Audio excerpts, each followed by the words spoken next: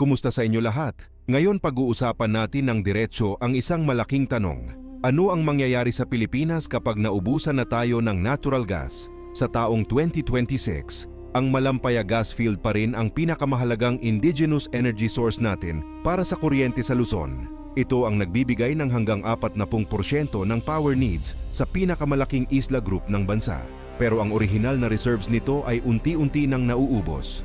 Kung walang sapat na kapalit, maaaring magkaroon tayo ng rotating brownouts, maaaring tumaas ng husto ang singil sa kuryente, at maaaring magdulot ito ng inflation sa maraming sektor.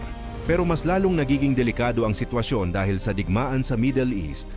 Ang digmaang ito ay nagdulot ng malaking pagtaas sa presyo ng liquefied natural gas o LNG sa buong mundo. Dahil dito ang Pilipinas na umaasa sa imported LNG bilang kapalit ng Malampaya ay nahihirapan ng husto. Sa dokumentaryong ito susuriin natin ng buo ang sitwasyon. Ano ang kasalukuyang estado ng Malampaya? Bakit ito napakahalaga sa atin? Paano pinapalala ng digmaan sa Middle East ang epekto kapag naubos na ang ating gas? At ano ang mga solusyon na ginagawa ngayon? Magsimula tayo sa background. Ang Malampaya gas field ay matatagpuan sa kanlurang bahagi ng Palawan sa West Philippine Sea. Simula noong 2001, ito na ang naging backbone ng natural gas supply para sa kuryente sa Luzon. Ito ang nagpapagana sa malalaking gas-fired power plants tulad ng Ilijan sa Batangas, Santa Rita at San Lorenzo. Sa peak nito ay nagbibigay ng hanggang 40% ng power needs ng Luzon.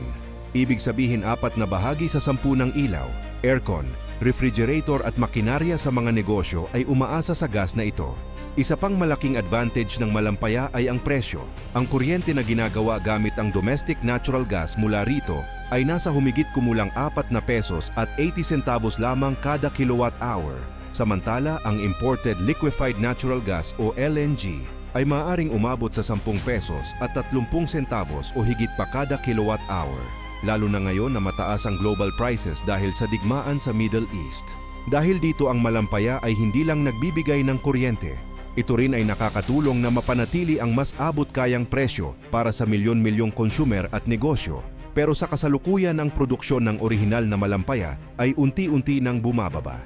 Noong nakaraang mga taon, maraming eksperto ang nagbabala na posibleng maubos na ang reserves nito sa 2027 o 2028 kung walang bagong developments. Dahil dito nagsimula na ang Pilipinas na mag-import ng LNG mula sa Qatar, United States at iba pang bansa para mapunan ang kakulangan. Pero ang imported LNG ay mas mahal at mas exposed sa global price fluctuations. Ngayon tingnan natin kung ano ang maaring mangyari kung talagang naubos na ang gas supply ng walang sapat na kapalit. At paano pinapalala ng digmaan sa Middle East ang lahat ng ito? Una, ang supply ng kuryente sa Luzon ay magiging hindi stable. Posibleng magkaroon ng rotating brownouts, lalo na sa peak hours kapag mataas ang demand tuwing tanghali o gabi. Kahit na may sapat na supply sa papel ang thin reserves, ay maaaring magdulot ng yellow alert o red alert sa grid. Ibig sabihin, panganib sa supply. Pangalawa, tataas ng malaki ang presyo ng kuryente. Kapag mas reliant tayo sa imported LNG, tataas ang generation charge sa ating monthly bill. Sa kasalukuyan dahil sa digmaan sa Middle East at posibleng disruption sa LNG supply, may babala na ang presyo ay maaaring tumaas ng hanggang 16% o higit pa. Ang LNG prices sa Asia ay tumaas na ng mahigit 100 at 40% mula nang magsimula ang digmaan. Kapag tumaas ang presyo ng kuryente, ito ay magkakaroon ng ripple effect sa buong ekonomiya.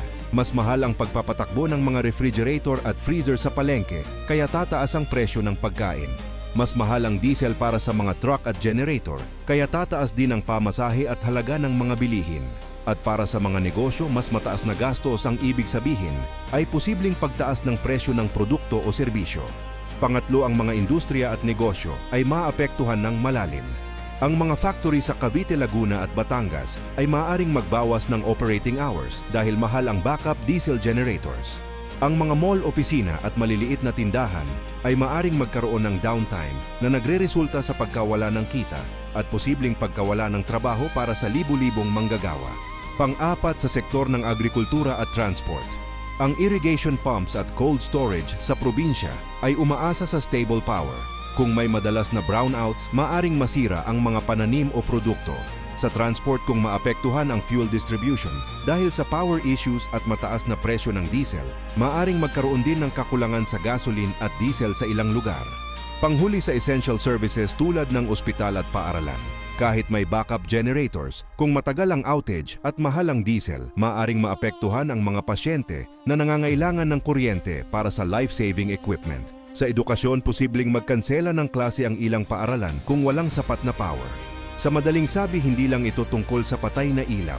Ito ay isang chain reaction na maaring magdulot ng inflation, pagbagal ng ekonomiya at kahirapan para sa ordinaryong Pilipino.